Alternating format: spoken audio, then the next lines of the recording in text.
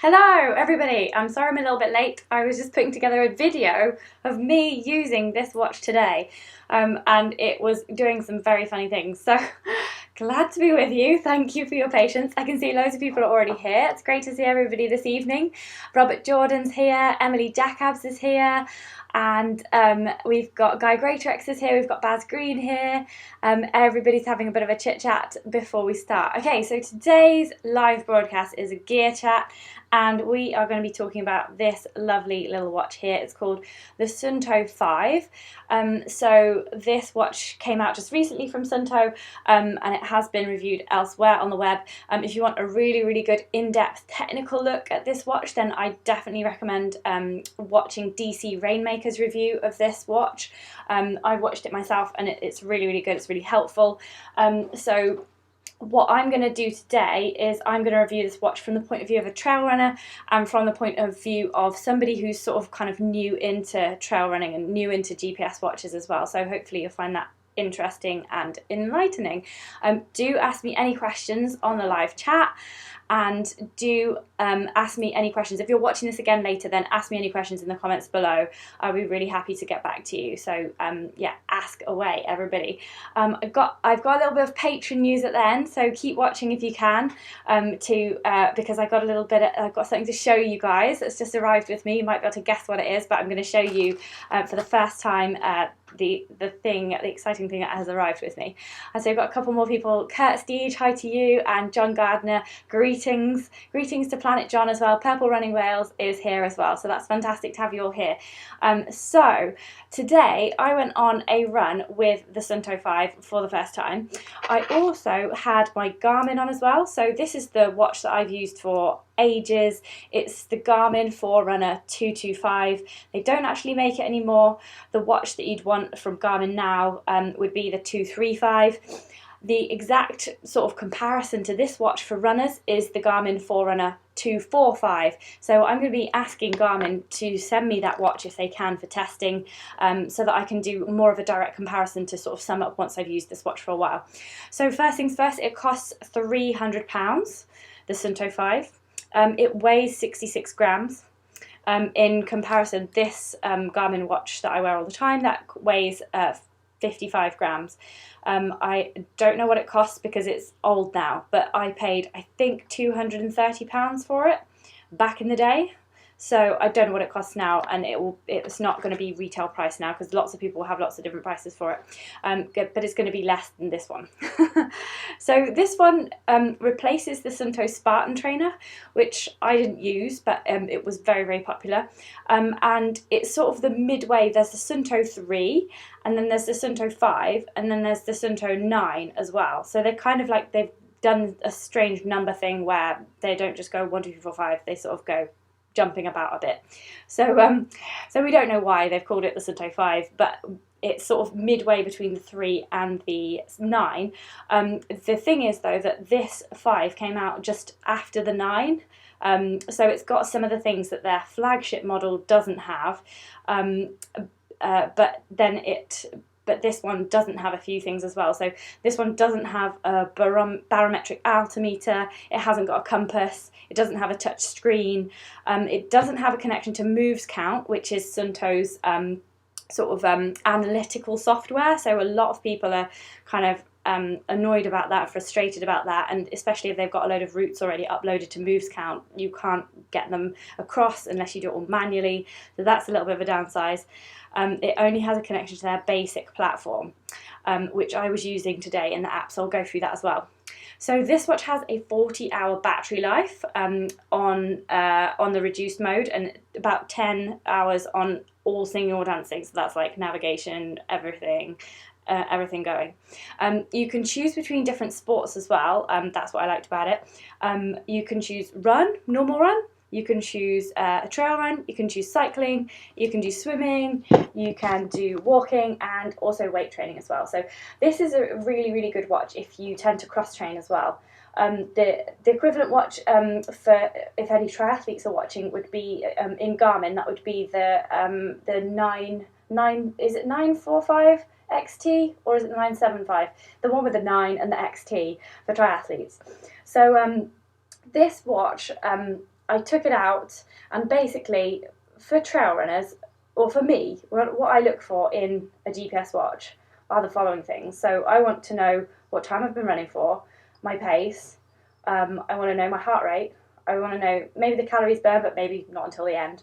I want to be able to program some interval training, and I also, if it's a navigation watch, which this one is not, I want to be able to plan a route, and for it to navigate me along that route. And I also want to be able to upload routes to this watch. So at the moment, this watch can upload GPX files, and they either already have or they're working on uploading the FIT files as well, which are like the more modern fitness route files that you get. Cool. We have the first question, so I'm going to just skip to that now. So Northern Ninja Runner says, can you charge it whilst in use? My Garmin 235 can't be charged and used at the same time. That is a really interesting question, because you can, from the point of view of you can fit, this is the charger here, you can fit this charger on whilst you're on the move, but I didn't actually check whether you can still work out whilst it's charging, so we could just test that out. I've got here a battery power pack from Goal Zero. I use these Flip 10s all the time. They're so handy. They're like the size of a rather large lipstick, and they're really light, and I use them to charge my tech when I'm running along. So it says charging there, so let's just see if we can, when we go along, we'll start a workout and we'll have a look and see if it can charge whilst you're doing a workout. But I think you can. I'm just going to try it here just now. Just have to bear with me, because everything's like the slightly opposite way around to the watch that I'm used to. Okay, so I click the top right button here, and I've got to exercise there. So then I click this button here, which is like your return button, and that's taken me into trail running, which I had it on last, which is great. And then bloody blah, start. Let's see if we can start it whilst charging. Yes, we can. So there, hopefully that answers your question for you straight away, Northern Ninja Runner. It says GPS signal not found, and it advises you to pause and wait because it hasn't been found yet. So you can just bypass that by just clicking the top button there. But if it does find the GPS signal, then it will go green, so you'll know, and then you can start your workout. Okay, let's see if there's any more questions before I show you a very entertaining video of me using this watch earlier today. Okay, so John Gardner says, la-di-da. Guy Graytrex knew that anyway. He said all Suuntos can be charged while you're on the go. That's great. John Gardner wants to know, do any of these watches superimpose or overlay your location over a trail map, such as View Ranger? I don't actually know the answer to that question, so I will have to make a note of that one, and I will try to find out the answer later. So that's overlay in View Ranger. I'm not sure, but I do know that you can put your route in the app, which I will show you later. Okay, so sorry John, I'll get back to you later on that one. So yeah, John Gardner is actually disagreeing with the not being able to charge the Garmin 235, which Northern Ninja Runner said. He can charge his 235 whilst running, and he does it. So yeah, maybe you need to put the charger in when the route is already running. Maybe it doesn't start. Maybe it doesn't start charging. Maybe it doesn't start your route if you're already charging it. Maybe start the route first and then start charging it. I don't know. Maybe that might work. Okay. So this is the watch that I was trying to say. It's the 735 XT, which is the triathlon watch. The battery lasts ages and it can be charged whilst being used. So that's really good. So we're sort of like learning as we go here, because I've only used this watch, and I've used the Garmin Fenix 5 as well. So I used that on the Cape Wrath Ultra because that's Garmin's kind of navigation watch. So I used that on the Cape Wrath Ultra to put the breadcrumb trail in as well. I'm just going to stop this because it's making a really annoying flashing light. There we go. So that's what it looks like when it's paused, and then you can resume it. Okay. Right, so let's just move on to an exciting video which I'm going to show you, which records my first usage of this watch, so it'll just show you a little bit about how the watch works and what's going on there. So I'm going to press OK.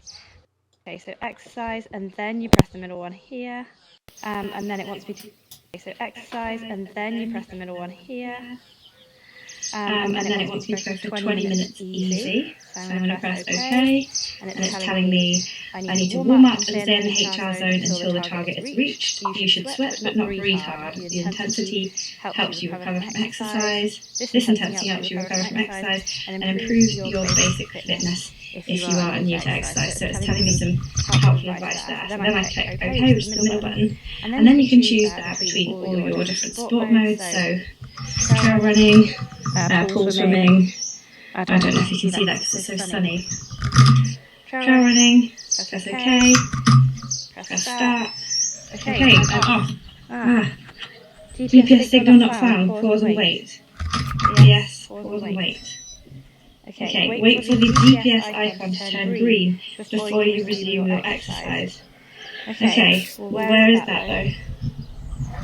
There's the GPS icon. How do I know it's turned green?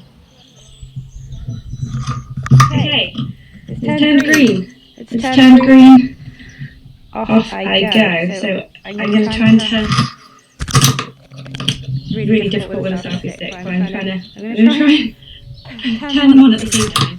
So I might just keep it down here and see if I can do it a very hello cat. See if I can turn them on at the same time. Go! Oh no, it didn't quite work. They're within seconds of each other. Bye pussycat. I'm going on a run now to test this watch.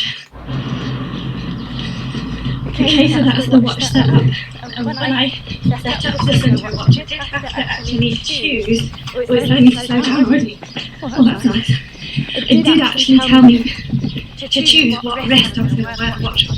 So whether I was going to wear the watch on left or right hand, and whether I was going to have it facing inwards or outwards.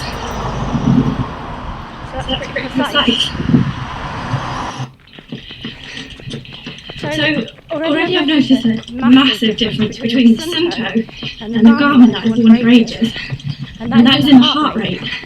The Suunto is really responsive to heart rate, so I just climbed a hill and it went all the way up to 171 on the hill, whereas the Garmin stayed at around 154-ish for the hill.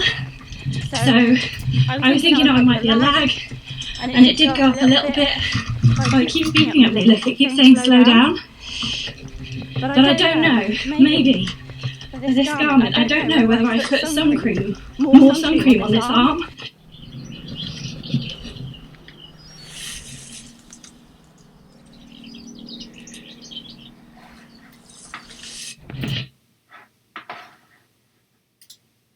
Oh, sorry about the bit in the hedge there. I saw a snake at that point. It's the biggest snake I've ever seen in the UK. I think that it was a barred grass snake. So I've just got a pic. I just really want to show you a picture of that. I know it's like totally off topic, but if anyone's scared of snakes, then look away now because I'm going to put a snake picture up. I saw one of them, something that looked a bit like that. Or maybe even this. It didn't have any stripes on it or anything.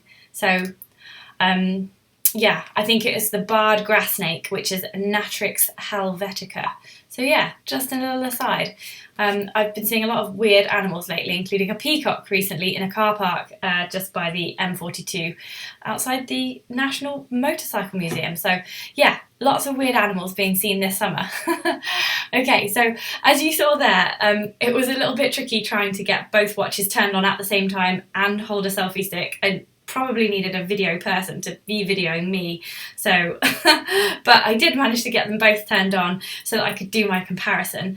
And so the first thing that I noticed was did I fall in the hedge? No, I saw the snake in the hedge, but I couldn't get my camera turned on quick enough. It just slithered away. It was too quick for a selfie. So then the first thing that I noticed about the difference between this watch and the Garmin watch is the fact that the heart rate was a lot more it was a lot higher on the Suunto, and it was a lot quicker to respond as well. So having read some other reviews on this, a DC Rainmaker in particular, he says that the Suunto at the beginning of the run, it can record a really high heart rate for a little while, but this wasn't in the beginning of the run. This was about probably a mile and a half into the run, and I went up a small hill, and the Suunto really was responsive to that hike. It registered 171, whereas the Garmin watch didn't really go like above 145 to 150 maybe. So that's really interesting, and I don't know if it's because the Garmin is a lot older than this new Suunto watch, but I'm going to be taking this watch around the Isle of Man with me in a couple of weeks' time, so I'll be able to do a much better review then. I just thought it would be good to do a first look now.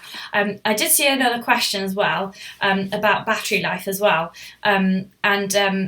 I was just trying to find the battery life online because I haven't obviously run for however many hours in this yet, but the battery life I think was about 10 hours. There was a 40-hour battery life. Let me just Google that for you because that is good.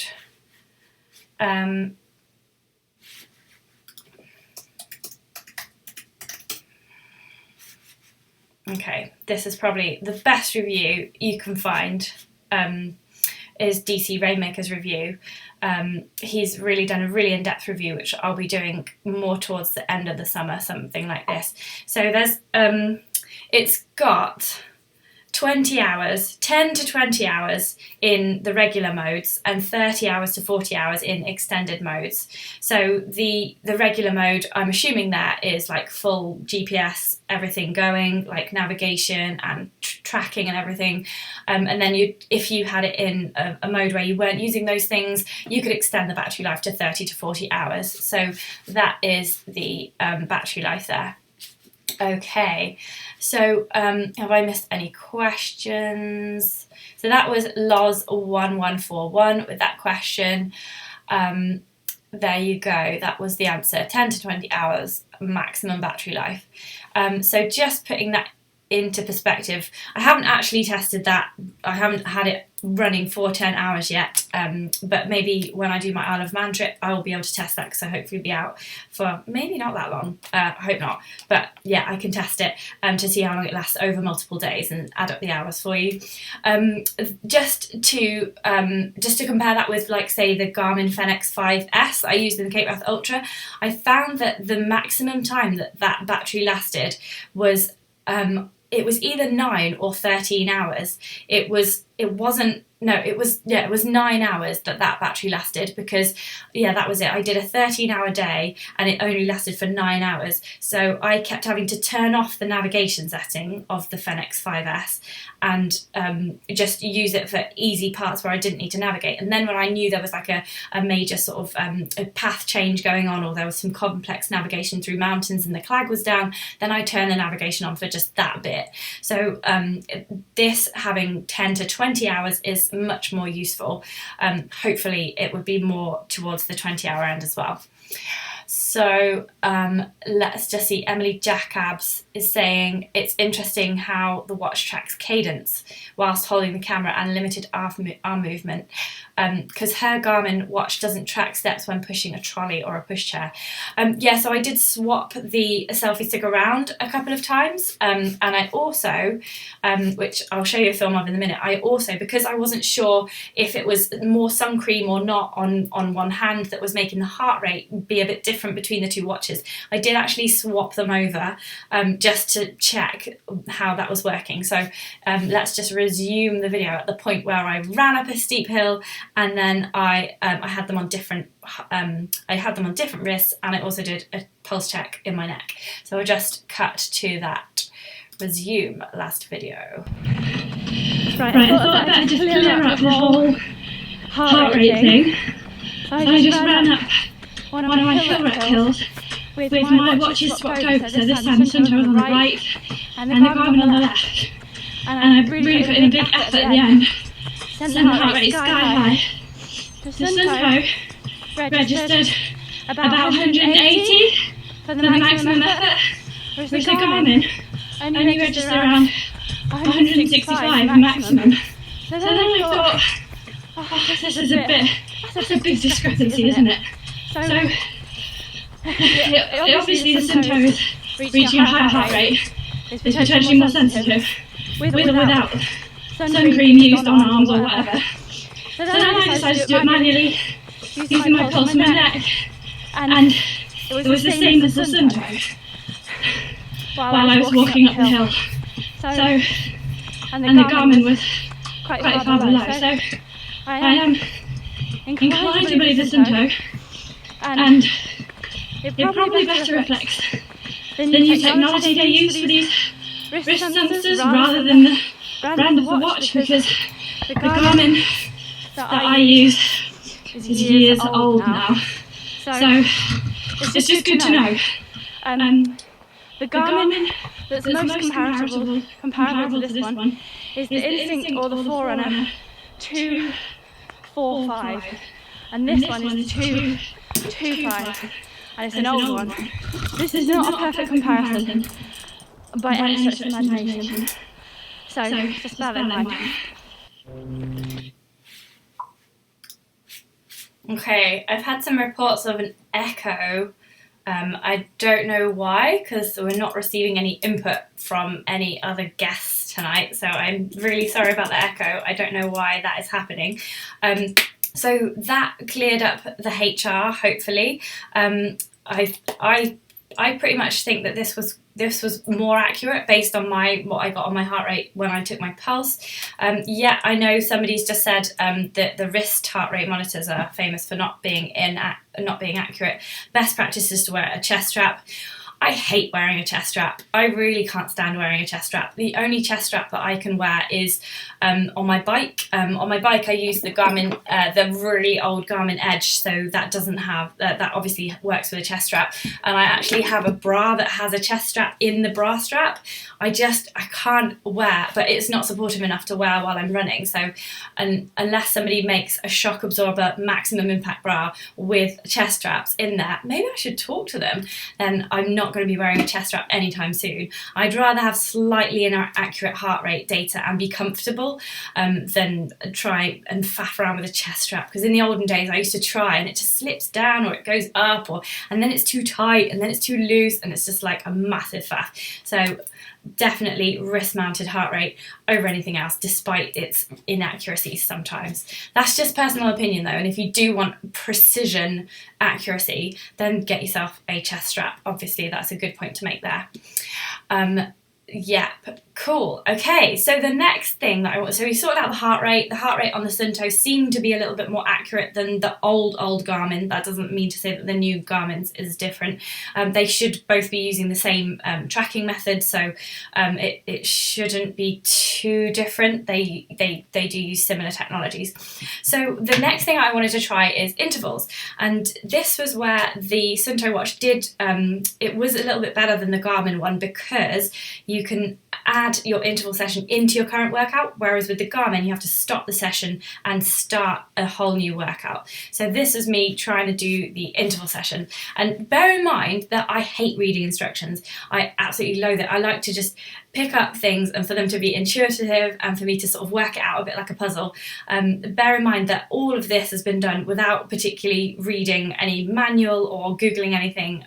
I only started to Google things after downloading the app. So I think this is pretty straightforward, and that just says how easy this Suunto watch is to operate. I was really impressed by that. So let's just hope the echo isn't too bad on this film. I'll try turning the sound right down just in case it feeds straight into you and you're hearing it twice. Hang on. So I just tried out the interval setting on the Suunto 5, and the big difference between it and my old Garmin is that you can program an interval setting without coming out of the workout you're currently doing. So on mine, you can program intervals, but you've got to stop that workout and save it before you can do the interval workout. So it's really nice to have it seamless in the Suunto 5. I couldn't work out how it worked. I had to Google it because I wasn't pressing the right button to get it started. This is the interval, so I've programmed 6 times 10-second intervals with a 10-second recovery. just as a practice. It's not an interval session I'd usually do. So to get that going, it's telling me to press the top right button there. So there we go. So then that's interval 1. So I suppose this is when you'd run fast, like this, and it counts you down. And then we'll listen out for the beep. So when you get used to the different sounds, you can speed up and slow down accordingly. So this is the last interval of the 6 intervals that I told it to create for me. So it's just doing the recovery of 10 seconds now. Then it says interval training complete. It's telling me to speed up from the previous workout. I can't work out how to turn that off. I'll have to read some instructions again. And then it should say, do you want to do it again? So reset. You can just do that whole session again if you want. So if I press that there, then you reset it, goes back to the start, and if you want to press the top right hand button, that will start you again. And if not, you just press the back button to go back to your previous workout. So there are all my splits there from the run that I've been doing today. Better get a move on. So I'm going to complete my 10k, which I've programmed into it today. So yeah, I'm nearly there. I don't know what it's going to say when I get there. I don't know what that 56 is top left either. So have to work that one out later too. Okay, so I worked out what the 56 was when I got back later, and I think that I'm right in saying that that is the VO2 Max. So the VO2 Max will work if you do a really hard workout. That's when you'd get a good, more confident VO2 Max reading. So if you take this watch and you do, say, like a park run or something like that, then that should give you a nice VO2 Max reading there. So that's really helpful for your training as well. So yes, I did. I forgot I did actually have to Google that slightly, because to start the intervals within your session, you do have to press this top right hand button. It is just slightly different to the Garmin. There's like slightly different back buttons, and if you're used to it really automatic, then I just kept pressing the back button when I didn't mean to when I wanted to press the OK button. So it does just take a little bit of getting used to if you're a regular Garmin user, or like maybe Polar or something like that. So yeah, it is, oh brilliant. Okay, so we've had a report here that the echo has been eliminated. So that's good, very good. Okay, just keep me posted about the echo, okay, because it's like a really bane of my life. My Wi-Fi is not particularly good here. We do pay for the fastest possible Wi-Fi, but it's just, we live in the countryside, so it's a little bit dodgy. So thanks for bearing with. Okay,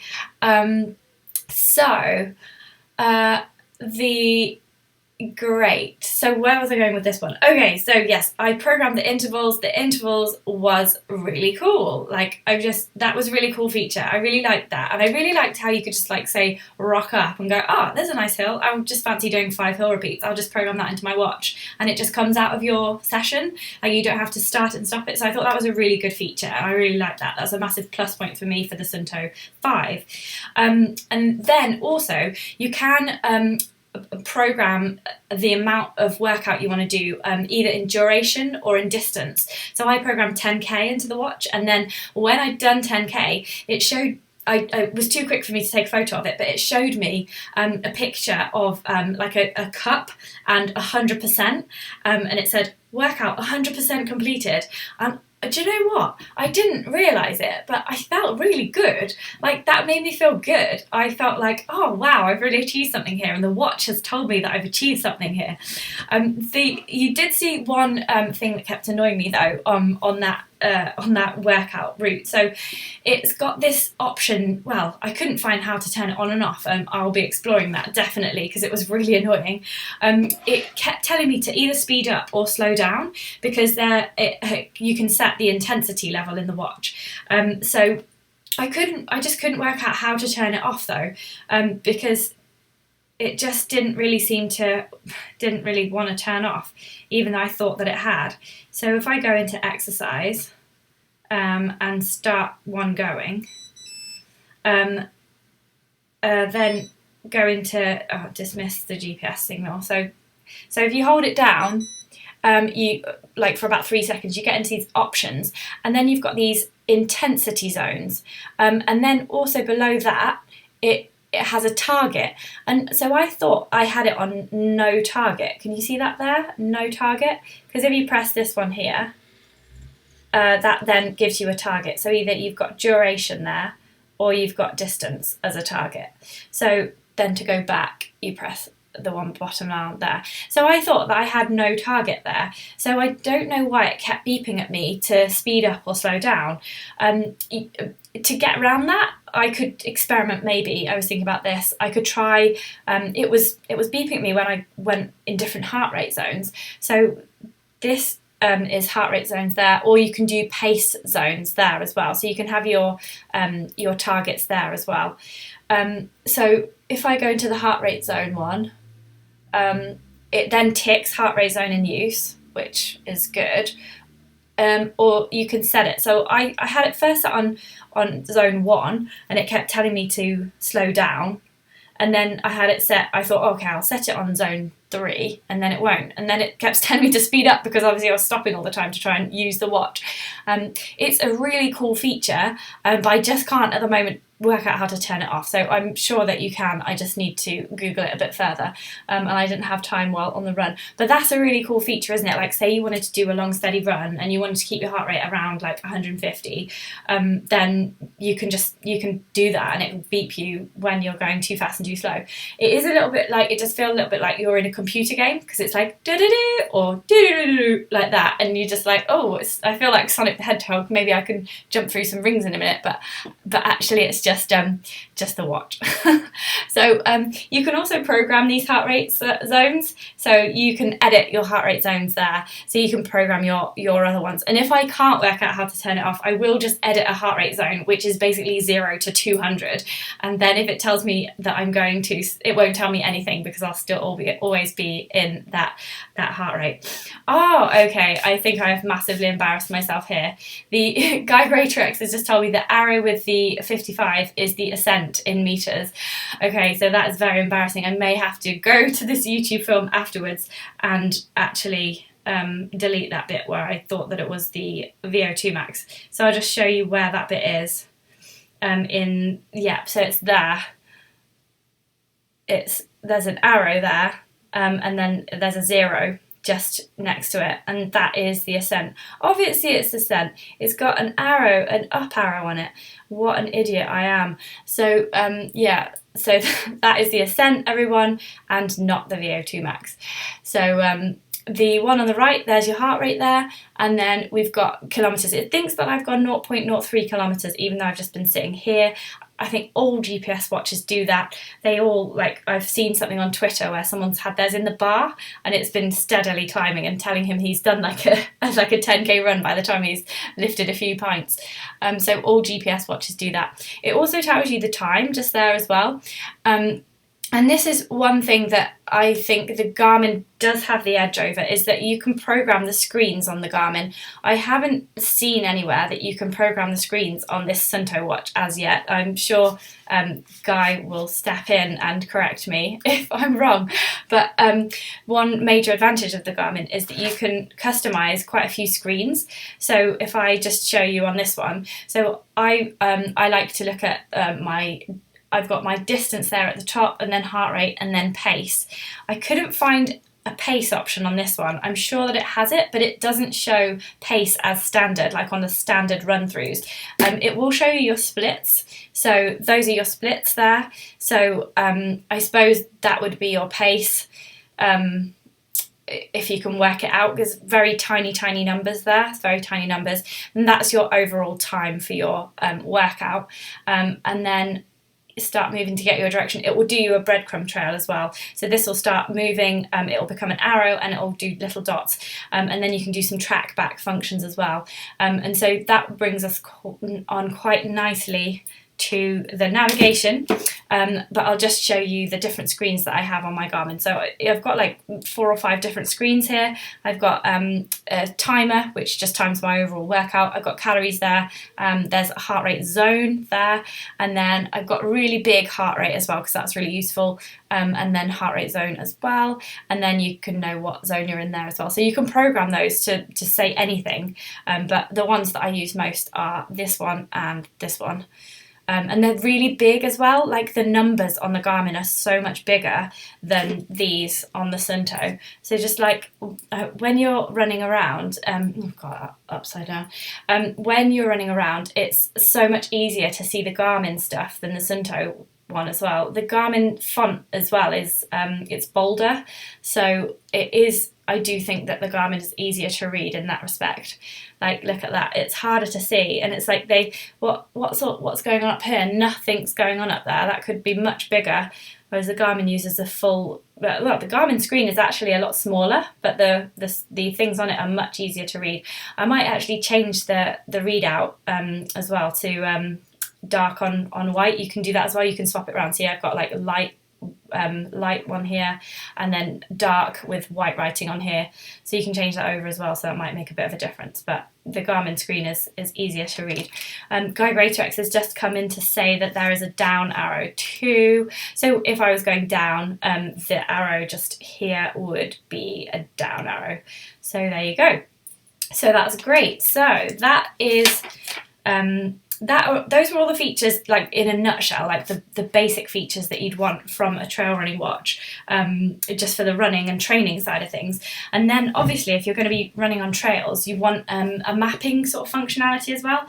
And this was really easy to use. I thought, like, top marks for Suunto for it being super easy, like very user friendly to use. So the Suunto app is this one here, with the red triangle on it.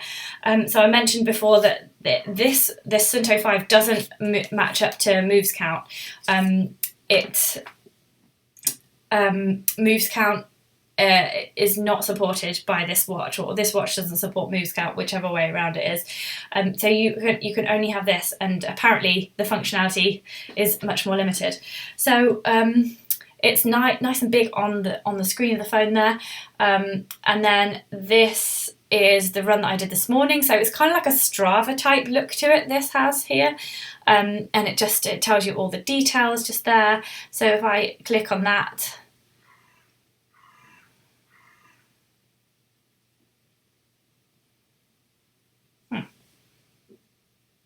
right, everything's freezing. I don't know about you guys, but the internet has been really, really slow today with me. We've had problems getting things on Facebook. I'm just going to put it on 4G and see if that works better. Right. Oh, come on. Right. Okay, so I did have a load more details as well. It had like heart rate details and everything. Maybe I get to that through a different thing.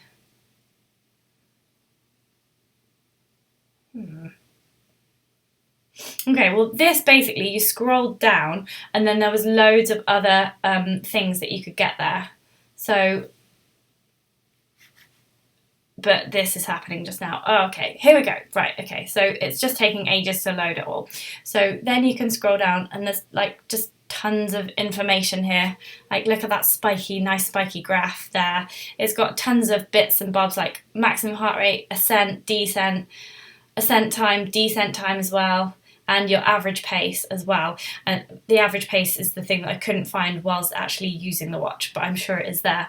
Then you've got heart rate zones, so you've got a really good heart rate information there, really good gradient and altitude information there as well. So that's really, really handy. And then it's got like, you can compare your performance route to route. If you run the same route regularly, it's got a comparison bit there. And then it's got all your splits as well, all the way down here, and all these intervals that I did as well. So yeah, you can, and then my manual splits where I pressed the button by accident, and then splits for 1 kilometre, splits for 5k, and splits for 10k. So that's quite handy, isn't it? Without even having to press any buttons, you get all your splits there. So that's really, really cool. So then I was looking into how to create a route on here, because you can create a route on here which will then sync to your watch and then you can follow it. So it's really, really, really cool. So you get you press the little drop pin thing there, and you can see where you are, and then you can start planning your route by pressing the plus button just here. So you press the plus button, and then say you want to go down here, and it will automatically, it'll put you on the setting where it locks to roads and paths. So if there is a path, then that's fine. But if there's a road and you know there's a path there and it doesn't know it, then then it does this funny thing where it will do it from where you started.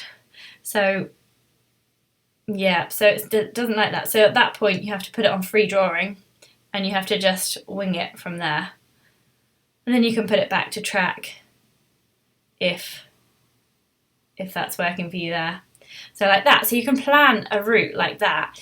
And then once you've done that, you just simply press done, and it will sync it to your phone. You give it a name, so I'm going to call it Test 4 because I've been doing this all day. There we go, Test 4. Save. So that will save it. And then it will give you the details of it as well. So it will tell you like the kilometres, the ascent, and how long it thinks you should take. And it automatically ticks use in watch, but you can turn that off if you want to. So now let's look at the watch and let's see what it has for us. So I'm doing an activity at the moment. I just need to end it. Oh, this is a funny thing. When you end an activity, it gives you like a feeling report. So you can say whether it was excellent, or just very good, or just good, or average, or poor. There aren't many options, but like there was loads of good options, but there's not many poor options.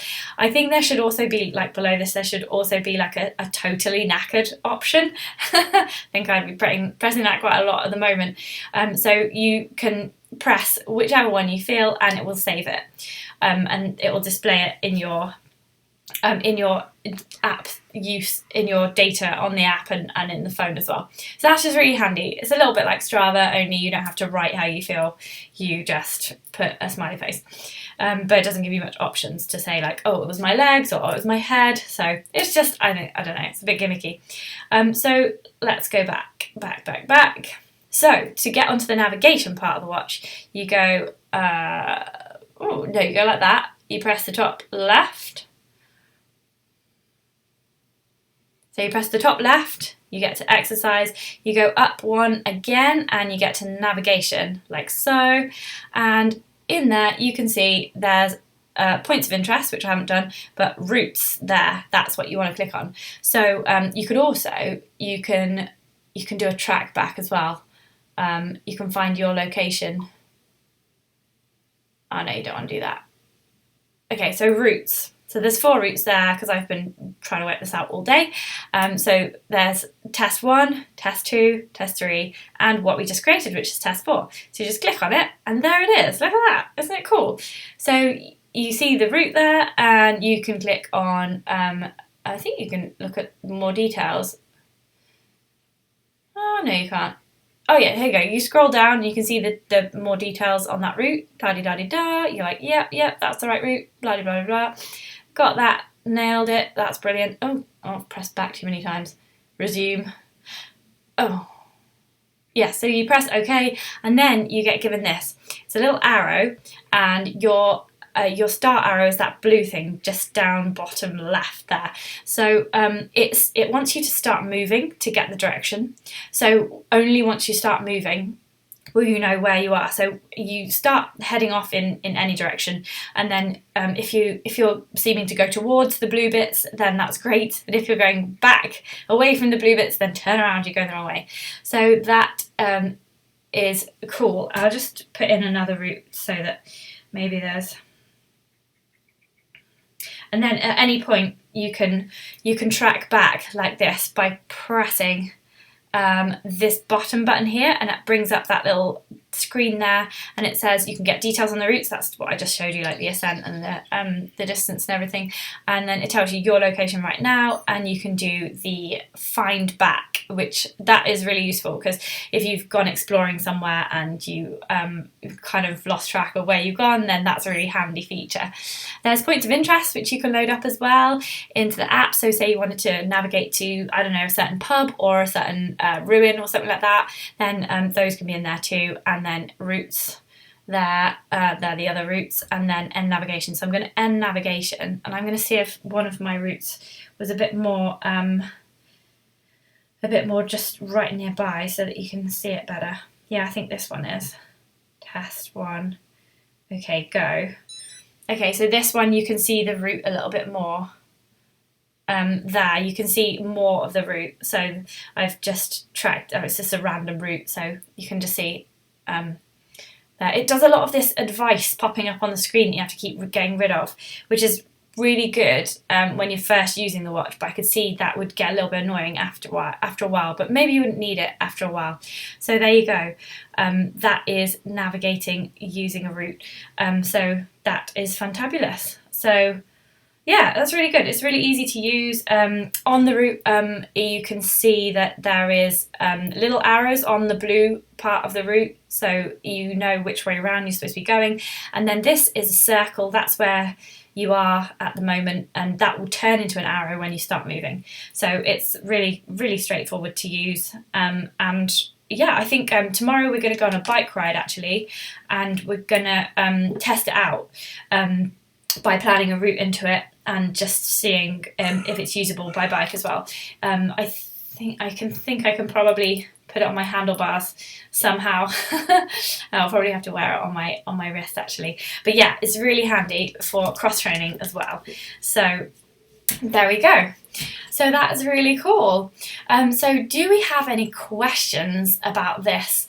Let's have a look. So John Gardner says, so once you save your run plan, just as you showed us, will the watch display your position against on the planned route once you actually start running? Yes, it will. Yeah, so hopefully this one was a little bit more showed you more of what was happening.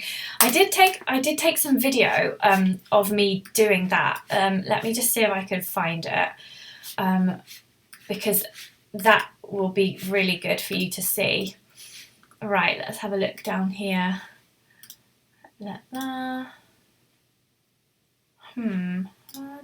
take some video of using it? Yeah, oh yeah, here we go. Here we go. That's the badger. Right, like, just bear with, because I didn't get time to edit this bit, so hopefully there's no swearing in it. So this is me using now that I'm heading towards the start flag of my route, and it's the arrow is showing me which direction that I'm going and how close I am to it, so I'm just approaching it now. See, if I was to turn this way, start going back that way, it would register it within a few minutes, and now it's saying that I'm walking away from it. So there you go, that's how you know if you're going in the right direction. The circle takes a few seconds to work it out. Okay.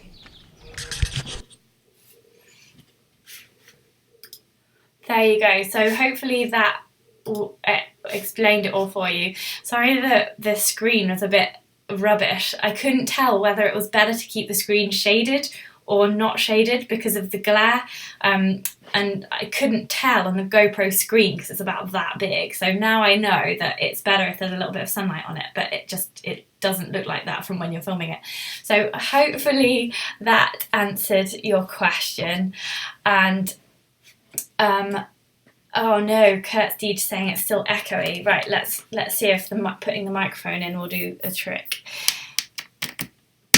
Okay, so I've put a microphone echo. Is that any good? I'm just going to proceed just to see, just hopefully the echo has gone now. It's like the bane of my life. I hate technology. That is great. Fab. Okay, so we've got some comments coming in. Baz Green says he uses DW Maps app for the 235. That's the Garmin Forerunner 235, and that works pretty well. And just a wiggle on the watch face. Zooming in and out is good enough for a basic "am I on the right route" thing. Yeah. So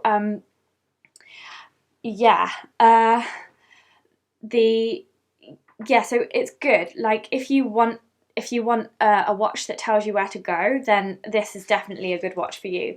If you don't need a watch to tell you where to go, then the 225 is a great one, but I don't think you can buy it anymore. So going forwards, seeing as I haven't got like a ton of watch experience, you're going to be going on this watch journey with me where I'm going to be trying, hopefully, some of the other things from Garmin as well, so that I can compare them. And I'm also going to be taking this watch with me as I run around the Isle of Man in a couple of weeks' time. So I'm going to be, I'll put the coast path route in there. Maybe I'll import a route. I'll work out how to make a GPX file and import it into the watch, because you can also do that as well. I just scrolled through, and it also tells you the Ascent as well on the watch. So you've got your I've just climbed 6 meters whilst sitting here. So that's good, isn't it? So that would be wiggly. I did plan a route. I did a test route to just check that it was elevation data there, and the test route was number 3. It's so hard to work out what you're doing on a watch that you don't know what you're doing with. Okay, right, end. Yes, good. Okay, routes 4. Okay, number 3. Oh no, I keep pressing the back button for okay, just because of the Garmin. Okay, so the navigation I did a route in the Peak District, and I climbed it up Mam Tor, and that is what the route information looked like. So that is gradient profile data, which you can get whilst you're in the navigation mode. So that is great. It's telling me I'm off route. Yes, I'm not in the Peak District right now. Okay. Kurt Steed would really like to see my take on the Coros watch as well. Yeah, so the Coros, do you know what? I've never even heard of the Coros watch. I've been reading other people's reviews. There's obviously the DC Rainmaker review is the best, I think, so far. And the Coros, he says that the Coros that's most like this one is, I'm just trying to find Coros. Maybe the Vertix. No, here we go. The Coros Pace is the most like the Garmin Forerunner 245 and the Suunto 5. There's also the Polar Vantage M as well. So those are the ones that he thinks are sort of the comparable watches for runners. And that's why I next want to try the Garmin Forerunner 245, because that would be really, really cool. So yeah, thanks, Kurt. I will get a lot better at reviewing watches, and then I will take a look at the Coros watch. I've never heard of them. I don't know, like, do they even do them in Britain? Maybe they're an American one, because I've never heard of them before and never seen them at any trade shows either. Maybe I'm just really behind the times. Feel free to call me out on that. So the Northern Ninja Runner says, is there much difference between the data each watch puts into Strava? So this is something you definitely need to know. There's not a difference in the data that it puts into Strava. Do you mean as in comparison wise, like the heart rate data would have been different? Yeah, for sure, because the Suunto watch was a lot more sensitive to heart rate. So yes, the data would be slightly different. The actual data sets that Strava collects are the same across the board for each watch. So they wouldn't put anything that the other one didn't have. They might just be slightly different. But yeah, this is the one thing. I did the run on this watch, and then I connected the watch, the app, to Strava, which you do by doing this. So you go to the person icon here, and the person icon just there, and you press connect to other services, and then you can connect it to all sorts of different services. So you've got Training Peaks, Run Analyze, Relive, Sports Tracks, Endomundo, Be Well, and Exhale as well. So I then connected it to Strava, and then I looked for it on Strava, and it wasn't there, and it wasn't there. and it does say in the help, wait a few days, it might be there eventually or in 10 minutes, whatever. But then I also read that it won't do past routes. It won't upload past routes to Strava. So the next route that I do on this watch will upload to Strava. So the Isle of Man running ones will all upload to Strava. So that is a good point to just make sure that you connect to Strava before you do any running, because otherwise it's a nightmare trying to get it up on Strava. I did try and do it manually to Strava by putting this, the charging cable into the USB into my computer, but I just didn't see anything come up on my desktop which would allow me to access manually the data stored on here. So that is a little bit of an anathema at the moment, and I couldn't figure out how to do it within this day of testing today. So that is also a work in progress. So just be sure to link up with the Strava on the app before you do any running. Okay. Then we've got Zoe Wilkins saying, why are the faces on those things so wide? The edges completely hang off her wrist and they're so uncomfortable. She can afford one, but they just don't fit her. Yeah, I suppose it is. Like, this is the watch I've got on just now, and that is the watch now. I find it quite comfortable though. I don't know if they still sell there's a really basic Garmin that does everything you need if you don't need navigation and stuff like that. There's a Garmin, I think it's the 100 or something. Oh no, I don't know what it is. Basic fitness watch. Oh, they might have stopped selling it. It's a little square one. They did used to have a little square watch, and it was really small, and I used to wear it all the time, and it was perfect. I'll see if I can find it. But the Forerunner 235 isn't so bad, I think. And you could get one of those like smartwatches, like a Fitbit style one or something like that. But yeah, sports and fitness, running. Okay, so running, no, I don't think they do it anymore. The Forerunner 245 is the smallest looking watch. You might be all right with that one. Otherwise, you could go for something like a Vivo Sport, which is that like a rectangular activity tracker with, it's just got heart rate, GPS, and color display on it. The Forerunner 30 is square. It's a really, really simple one. I think that might have been it. Yep. Let me just screen grab that and put it up for you.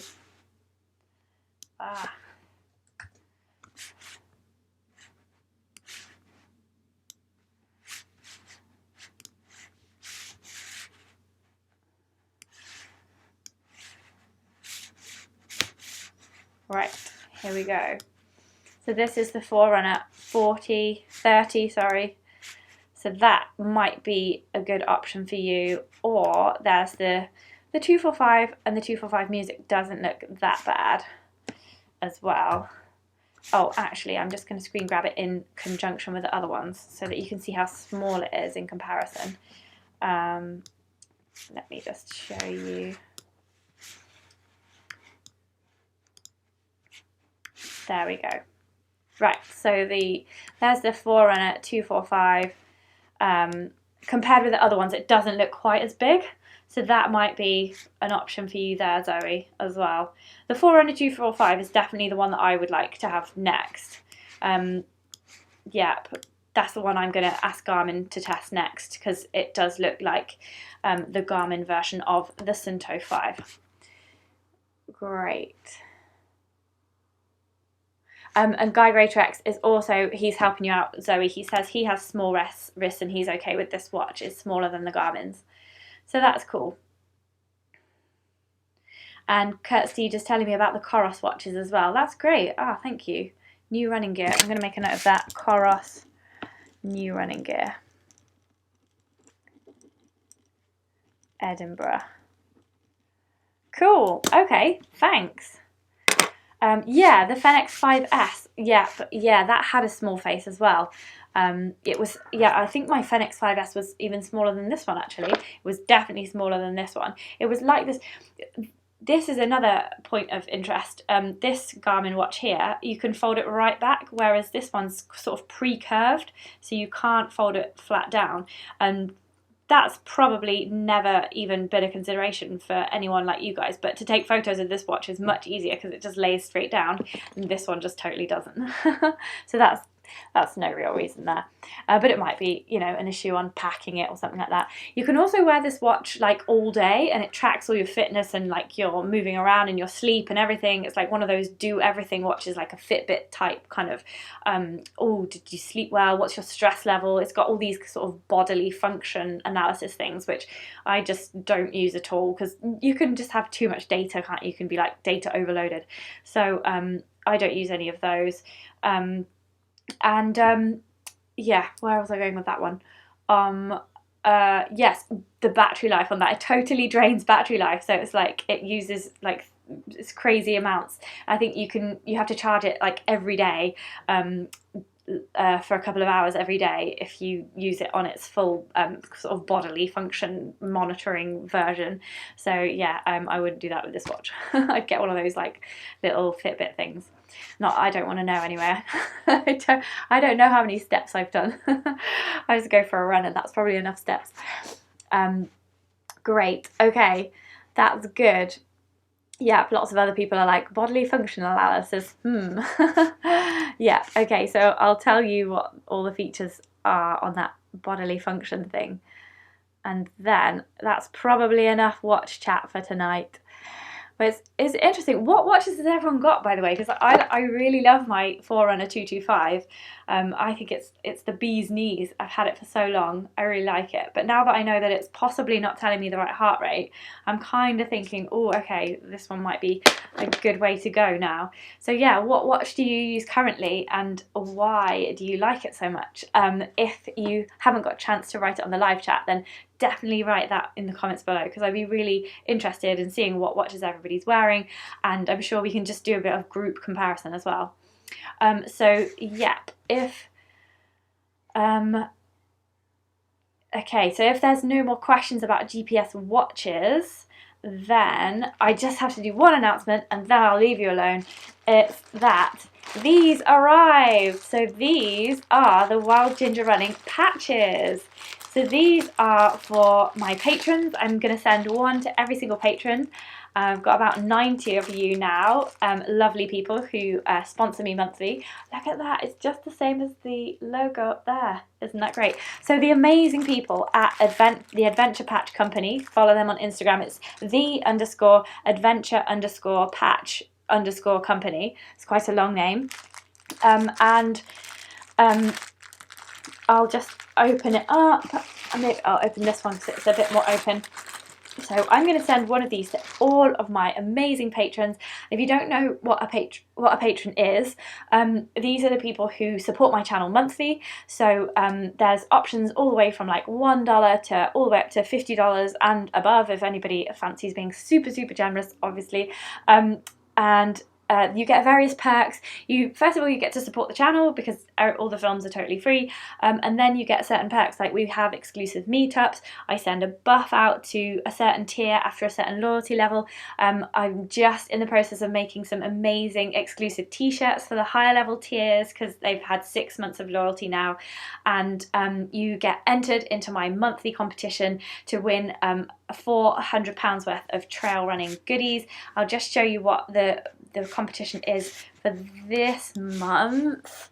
It is, here we go, the competition for this month is a silver pack worth £91, and a lead lens, a head torch worth £145, Trailblaze Mountain King poles of the like that I used in the Cape Wrath Ultra, and then £82 worth of nutrition from Morton, which is used by none other than Mo Farah and Eliud Kipchoge. So it's got to be good, huh? So I am going to be sending these to all of my amazing patrons who have been so kind in supporting me, yeah, just enjoying the perks of the channel. So I'm going to stitch this to a visor. I love a visor. So usually on my runs you'll see me wearing one of these Hoka visors because I got given them free. I've got 3 of them. I think I might even have like, oh, that looks ridiculous. Let's take this off. I think I might even have think I might even have 4 of these. I've got 2 pink ones, that's for sure, and I've got a green one, and I might have a second green one. So I'm going to buy a new visor, and I'm going to stick this here. They are iron-on as well as sew-on, so I don't know if I should put it to the side here, maybe, or like maybe the side here. I don't know, like obviously not on this visor, on a new fresh visor, or maybe just here at the front. I don't know, I think it might look cool to the side. And I'd have to remember to like do the selfie stick to the side so that you could always see it. Maybe I should put 3 on, one on each side. Anyway, so I'm looking forward to knowing where everybody's going to put their Wild Ginger Running patch, and thank you very much to the Adventure Company for giving us these 100 patches that I'm going to send out very shortly, and thank you to everybody who's supporting me on Patreon. So that is very, very kind of you, and I think you're all absolutely brilliant. So keep up the amazing running, and keep up all your kind comments as well. It's great to have you involved in the channel. So we've got a few people saying what watches they like now. So there's Northern Ninja Runner, oh no, Mags McHard, oh no, even first, Guy Greatrex says Harry Runs is sponsored by Chorus and Sage Kennedy as well. That's cool. I'll have to ask them about Chorus when I see them. Claire Gallagher, who won Western States, is sponsored by Chorus as well. Fantastic. Okay, so I need to pay much more attention to gear. Okay, so Kurt Steege says he has a Fenix 5. That's cool. I've tried the Fenix 5S and that's really cool. Mags McCarty also says she's really happy with her Fenix 5S. Covers all the sports that she loves. That's cool. Northern Ninja Runner says Forerunner 235. That's the one I recommend to most people who are starting out wanting a watch. That's like a really good kind of serious about trail running but don't have to navigate watch. So yeah, lots of people have a love for the Fenix 5. Purple Running Wales is loving the Polar M430, which seems to have a lot more features than the new Vantage range at the moment, so that's interesting. Arlene M has the Suunto 9. It lasts through all her ultras and gives her all the information she wants. That's fantastic. Then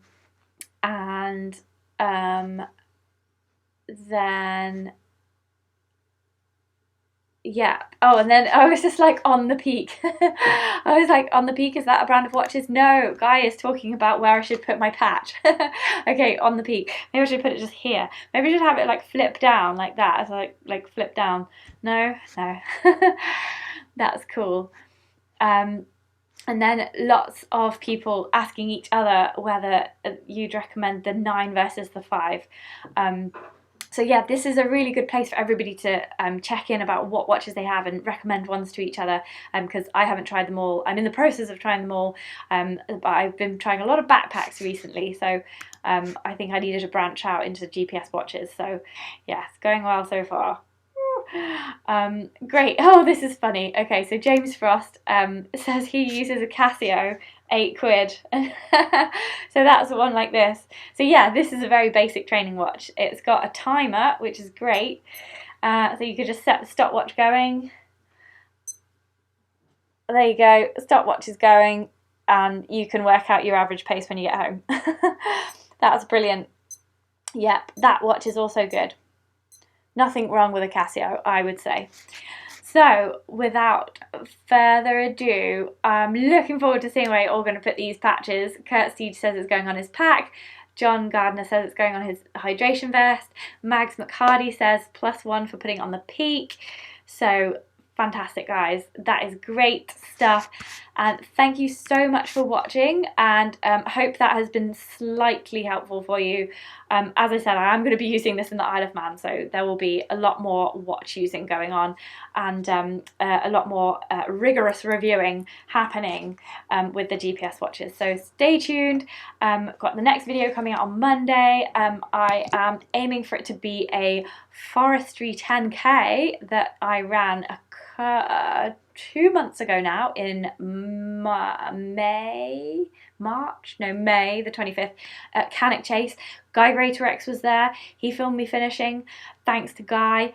So the film should be coming out at 5 p.m. Monday. So if you want to see what running through Cannock Chase is like, then definitely take a look at that film. So fantastic.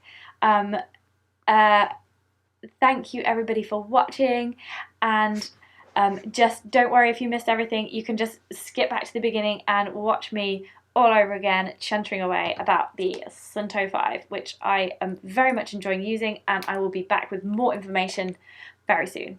Okay, have a great evening everybody, and I will see you out there on the trails.